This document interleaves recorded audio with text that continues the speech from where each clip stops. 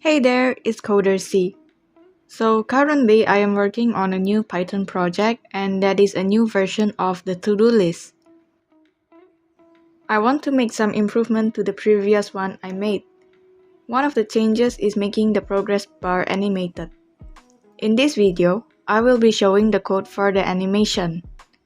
This is just a test trial before I implement it into the program.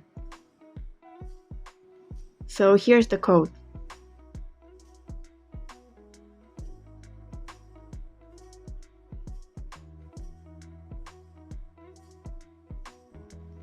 Now to test if it works.